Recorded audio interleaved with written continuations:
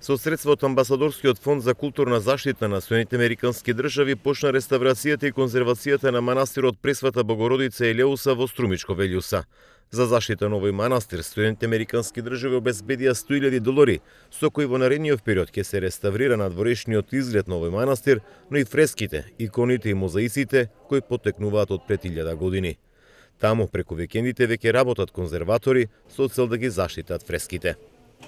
Успеавме за овој ангажман во момент да ги ангажираме најдобрите мајстори, конзерватори во моментот на реставрацијата на фреските работат Кекеновски и Богдан Таневски, наши конзерватори, познати, реномирани од Скопје и од Команово, а по завршувањето на фреските очекуваме, планираме започнување на конзервацијата и на мозаикот и на фасадата.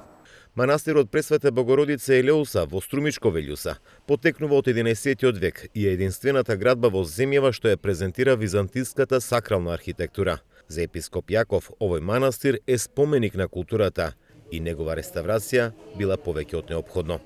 Колку е насушна потребата за да се интервенира во овој споменик на културата, кој што е своевидно архитектонско чудо, во светски рамки и сведочи за архитектурата и уметноста која што се негувала во 11 век и е единствен од тој тип во нашата држава.